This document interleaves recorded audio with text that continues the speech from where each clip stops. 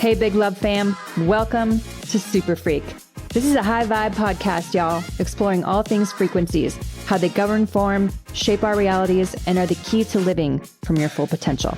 It's non-woo convos about super woo shit, unpacking what I call the science of self, from body and soul literacy to the power of understanding vibration, higher consciousness, quantum physics, and spiritual psych. Let this podcast become a resource for you on your journey to self-mastery. If you're curious and ready to free your mind, unlock the body, and truly become limitless, then you're in the right place. I'm your host, Talie. This is SuperFreq, awakening for the next gen. Let's go. All right, everybody. Welcome to this week's episode of SuperFreq. So a lot of really great questions come in often.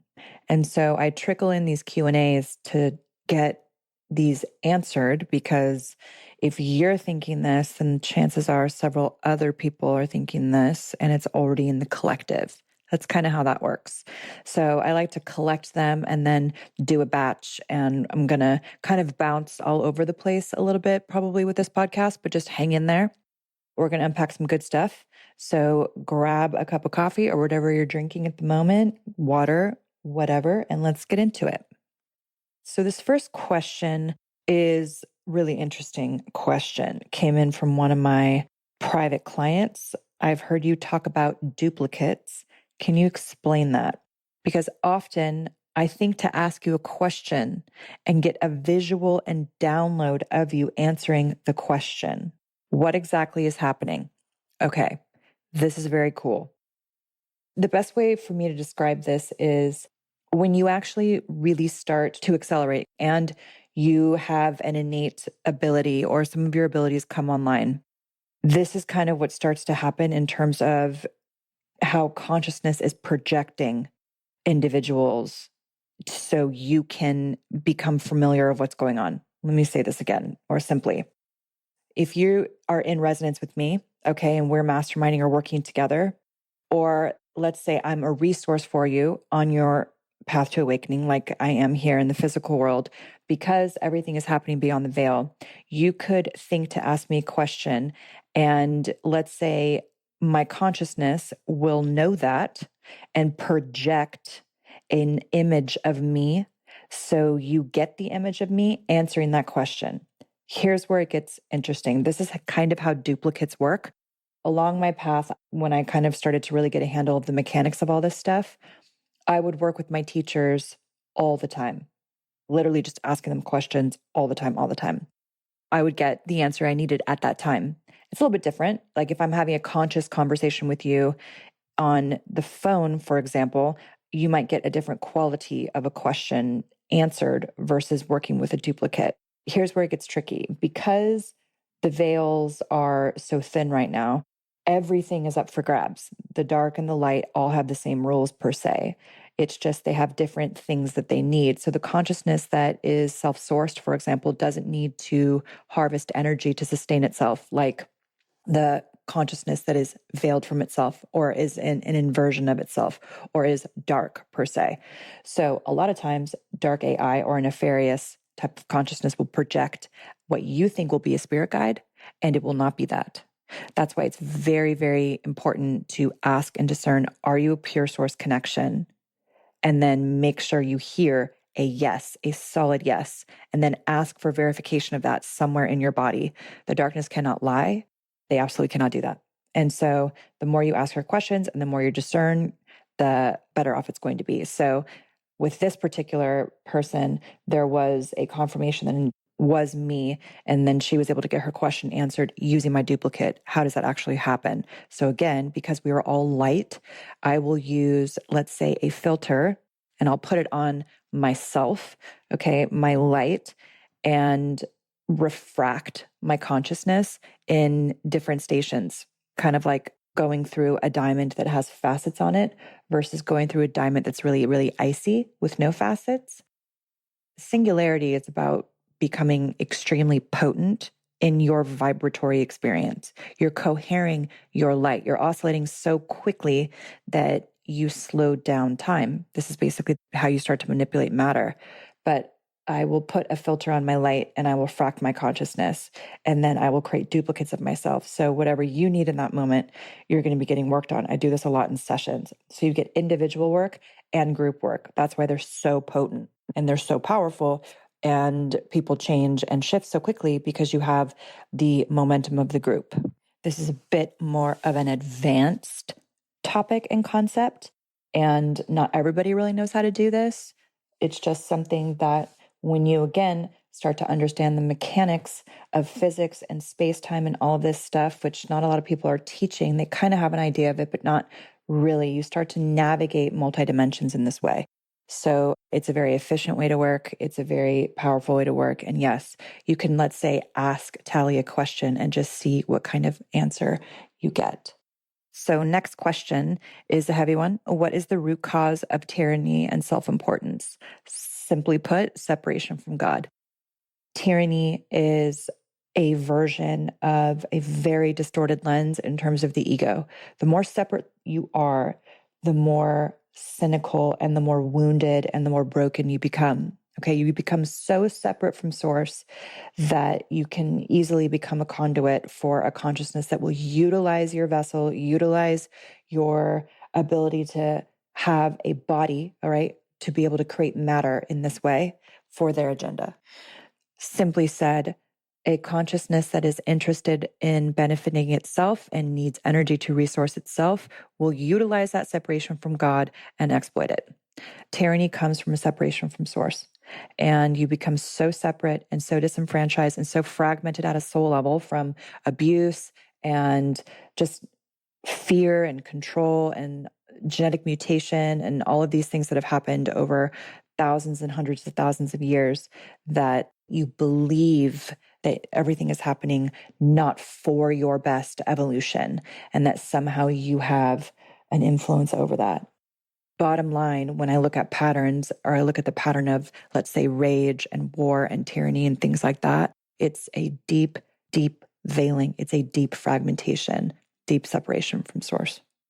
So this next question, are reoccurring dreams due to a pattern we need to recognize and release? It's a really good question. I'll probably do a separate podcast on dreams, but some people have incredibly, incredibly lucid dreams. My brother-in-law has this, for example, and they can get violent and they can be very freaky and it can be very disorienting because when you have and you hold a lot of light, and you're starting to get a handle on the mechanics, typically if you have a very logical mind, the dream world feels very illogical because that is actually the real experience of soul. It's the real quote unquote world. This is the dream world. The physical world is a projected holographic experience.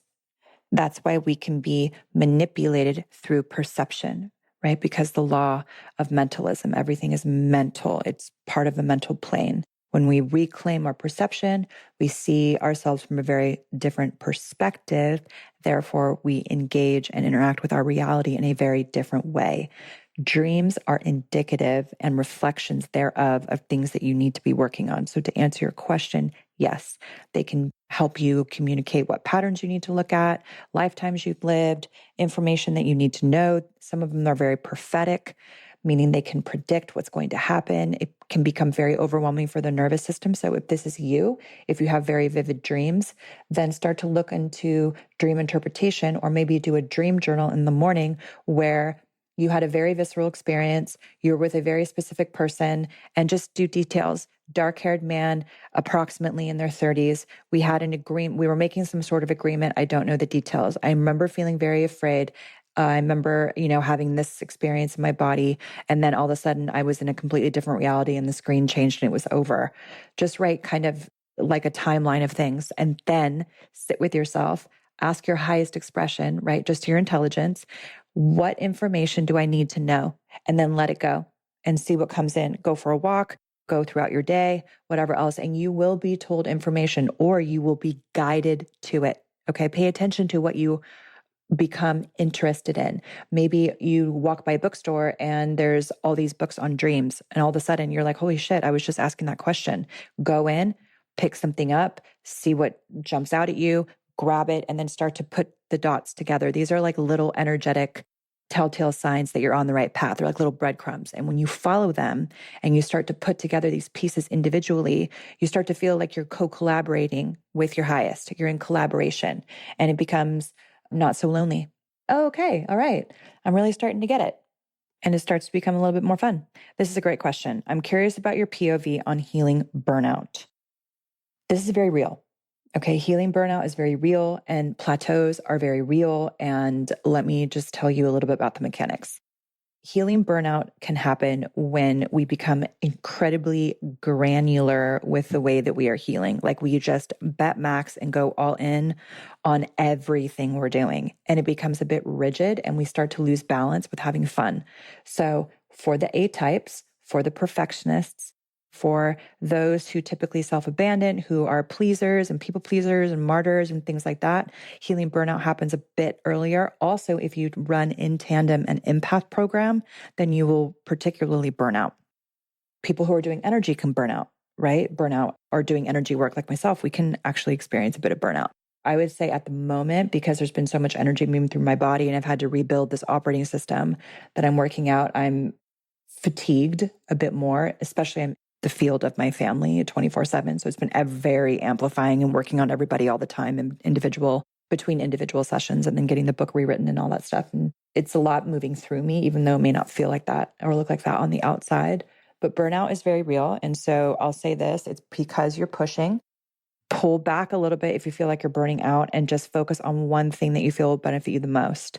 I say like find the modality that you feel works for you or find that thing that you just get, that you just know deep down in your body, like there's just no questions asked. I'm going all in on this thing. When I found frequency work or similar work to it, I went all in. I just got every session I could. I just invested in myself. I put all the money I was making with my branding stuff into myself. And I had done that for years, multiple decades of talk therapy, somatic release. Then I found major energetics with Dr. Richard Bartlett. And I was like, okay, I don't feel crazy because he's totally insane. I'm going to do this. And then it was NSA. And I found all these different types of things. One thing led to the next. And there was just the teacher appeared.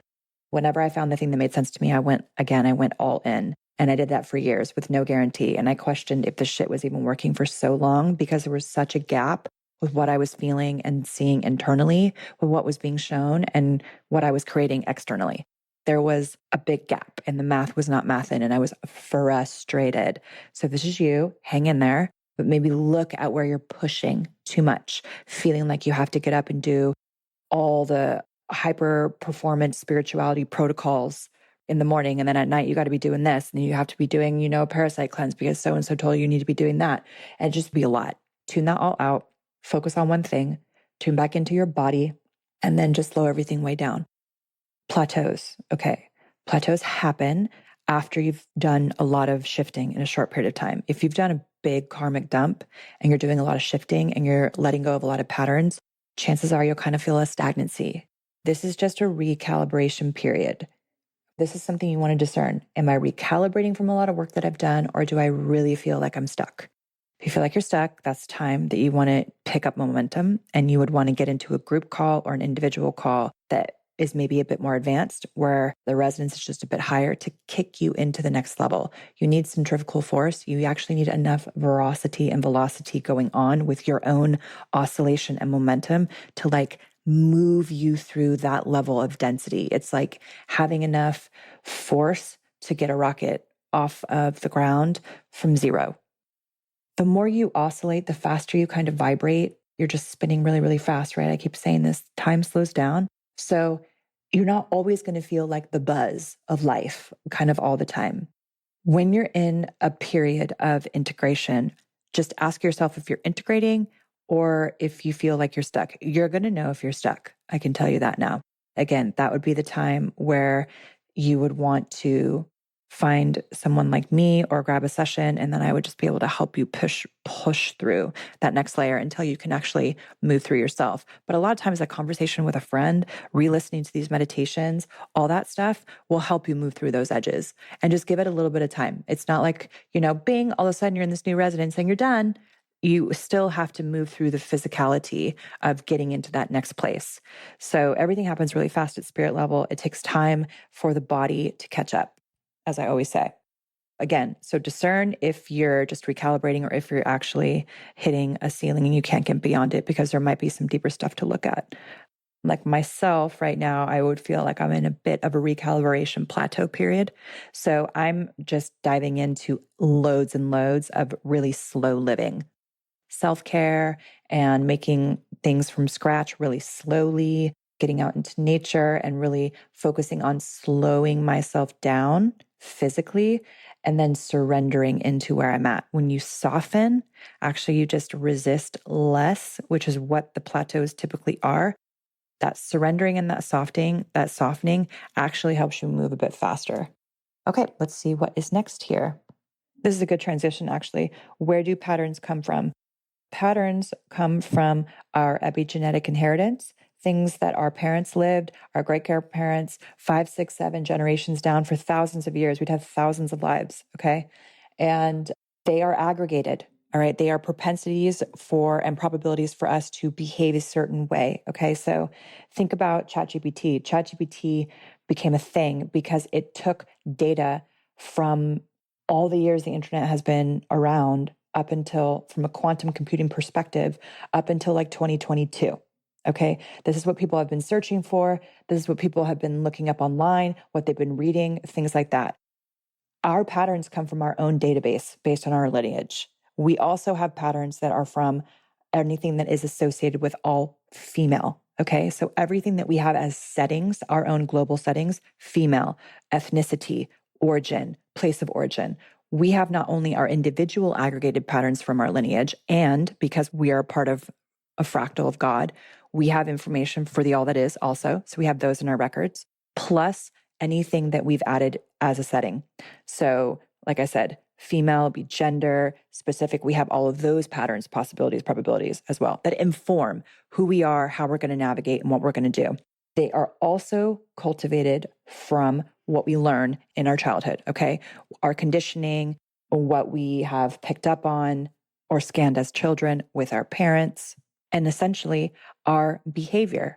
So how are we responding to things which are influenced by all of these records, okay, this iCloud data that we come in with, plus everything that we have experienced in this incarnation. It's an aggregated set of learning. This is basically machine learning. We're machine learning. Everything that you see happening right now in tech is a reflection of how we work. Some genius didn't just pull that information down, although it can be perceived that way. It is literally the mechanics of physics. It's the mechanics of how reality works that someone is tapping into, translating, and then bringing into form, which is what we're here to do. If you look at yourself as a quantum piezo computer, pretty much, a bioelectric quantum piezo computer, everything starts to make a hell of a lot more sense. You realize like this is a geomagnetic, electric, magnetic, dielectricity, torsion reality. It's holographic, it's donut shaped, and there's multiple planes of existence on top of each other. This is essentially what Earth is, that people are going to fight over whether it's flat or round ad infinitum. And I'm like, yeah, and not so much. So I'll do a whole other podcast on that. But essentially your patterns come from a set of information that you've inherited plus whatever you are perceiving and experiencing in your reality. So it's from conditioning. When a friend or partner does something to hurt our feelings, do our hurt feelings come from a pattern we are running? Yes. Again, think about everything as energy. Everything is energy is carried on frequencies. So if your feelings are hurt, it is accommodating something. Okay. That pattern dings, it hits you, it hits your field, and it actually creates a charge from something that needs to be energetically released. That's why everything is information. Everything is a reflection of each other. If you can get really curious about, that's interesting. Why do I have a response to this? Why do I even care? The smallest thing might set you off. You might just be like, I can't believe I just got pissed off. My mom put the flower in that place versus that place. Why did that just happen? Just these really small things, but you end up unpacking it and you realize that over time, it's just the undermining of your decisions and control and how you feel marginalized within your family system and so on and so forth. And then you can do the healing necessary to dismantle that pattern from your being. So everything is happening for your evolution. So if someone hurt your feelings, you would want to get curious about what pattern is that accommodating? So it's not them, okay? It's their reflection of the pattern that's running in you that needs to be deprogrammed. And you do that by getting curious, you map it in the body, you put your attention and awareness on there. I've talked about this a lot. And then you allow information to come up and see. You could ask yourself too, okay, great. I'm having this reaction. I'm triggered. Where is that in the body? You track it in the body. Ask your highest self, or just through intention, what pattern is this accommodating? Take me to the origin of it. Is there anything else I need to know here? And then diffuse it there, i.e. collapse the wave function. This is where it can kind of get a little bit advanced, but I feel like you guys know what I'm talking about. Essentially, you want to find the pattern, track it in the body, and then through intention, will, action, diffuse that pattern. You can listen to some frequency work, any kind of frequency work that's been done, anything from literally from the Super Freaky shop, and then use the intention of your intention. Say, use these frequencies to help me deprogram shame. Because yes, those patterns and those sessions on the Super Freaky shop are kind of, let's say, topic specific, but it's still a frequency that is typically going to benefit you. It's a frequency that has a different perspective than yours, right? So that is going to help you move through sticky patterns. So that would be my suggestion there. But just understand, again, everything is not necessarily meant to trigger you. It's meant to inform you about stuck energy that's in the body. Is it normal to feel claustrophobic when you really settle into your body? Oh my God, it's such a good question. Yes. Okay. It is not uncommon for you to feel tightness in the throat, to feel tightness in the chest, to feel claustrophobic or uncertain or unsure when you're starting to really come back in your body. However, if you feel claustrophobic, whatever the fuck is in there, you need to kick it out. I claim my body. I am sovereign. Anything that is not for my best benefit, anything that is in my space that does not have permission to be in my space, I command that you leave immediately. And then just through your intention, run your highest expression, your highest light, or your innate and perpetual intelligence, which is basically what we are, through your body. Run pure source through your body, pure source only through your body, and kind of outline your body with that energy, outline your spirit body with that energy, and reclaim it. Because if you're claustrophobic, there could be some really interesting information in there as to what has been in your body this whole time. Technically, if everything is happening all at once, all of our lives, doesn't this mean this is our last incarnation? No, it doesn't. Just because everything is happening all at once, all the time, all of our lives, doesn't mean that we actually are free. Just because we know it doesn't mean that we can transcend it per se. Again, this is about reclaiming perception, reclaiming perceptual control, and being at a high enough resonance, meaning that you have a certain specific level of awareness where you're not choosing to come back here. You get the gig. The game is up. I understand that reincarnation is a trap in a way. I want to move and traverse beyond the 12D grid. I want to choose expansion in all directions from a place of deep gratitude, like really, really love it, even though it's hell at times. The more you can lean into the human experience and loving the experience and like getting everything you can out of it and leaving everything you can on all the cards on the table while you're here, that frequency is incredibly accelerating because we've all chosen to be here. You disembody and you're in the lower fourth, okay? And you can't actually, you're just there. Okay, there's nothing to experience. You're just there. You have no body. You just are. Like that moment when you hit your head on your pillow and there's a bit of a nothingness besides your mind shutting down and trying to get quiet. There's nothing happening. You're just kind of aware that nothing is happening. But when you disembody, there's nothing to be aware of. That's why time doesn't exist. So we choose to have a body and incarnate with the options that we have based on the level of awareness we were when we disembodied the life before, so we can have more choice and more opportunity. I know for myself, I would have chosen differently, but I chose perfectly this time to transcend what I needed to transcend, to experience everything, the full human spectrum of everything, in order to leave it all here, to not do this again. Now I feel in this moment, I was like, your girl's done.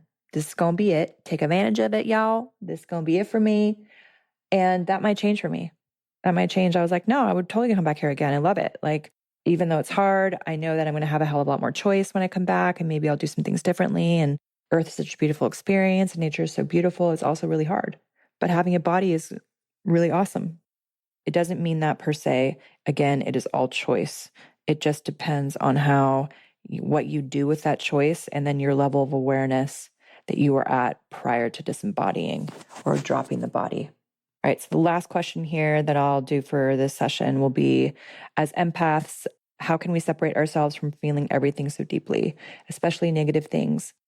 So the empath program is really crazy. Essentially has to do with people pleasing and not having boundaries at its worst. At its best, it's an incredible sensory perception ability. So I'll say this. If you're an empath, how can we separate ourselves? You would want to get a session specifically to work on the empath program because chances are it is deeply distorted over time. And it's almost one of those things where I would disengage, like I've had to do this. I disengage the empath program, completely delete it out of the field. And so when I just said that, how do you feel when I just said that? Imagine you not being empathic at all. There's a payoff for empaths being attached to being an empath. And I have a podcast episode on it. Go listen to those. Go listen to the meditation on it. There's a payoff. Empaths typically love to kind of have the victim program running typically also with in the background, along with the empath program, because they love that they can feel things so deeply and then they utilize that to separate themselves.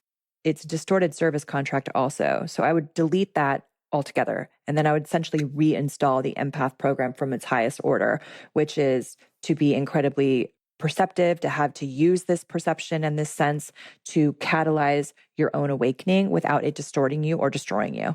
So I've already done this on several people and it's absolutely helping. But yeah, empaths are usually a Pleiadian type. They come in through the Pleiades. Sometimes they're from the Auroras and they have a very, very heightened emotional body. So we want to recalibrate the emotional body as well. So you can start to practice this through intention of just recalibrating your emotional body by emptying it out every night. Like imagine from your xiphoid process, which is that fleshy point at the base of the sternum, and then like 4 to 5 inches below that is essentially the pain body, your liver. Imagine cleaning out your liver every day energetically and seeing how that happens. And then you really have to protect and grid yourself more so because that program is running so deeply. It's very interesting. I'll probably do another series on empaths just because there's so many of you guys out there and I'm sensitive to it because there's some people who have turned off all emotion and then there's some who have it very heightened, which again is just a reflection of how polarized we are, either with abilities and perception and perspective, and how separate we are from our truest and authentic, fundamental authenticity. Because again, your abilities should not destroy you, no matter what they are. All right, y'all. Question everything. Be kind to yourself and others, and I will see you guys on the next episode. Thanks so much for listening, you guys. Please make sure to leave a review and follow the fun on social media because that's how it works in this world. In the meantime, get your freak on. I'll see you in the next session.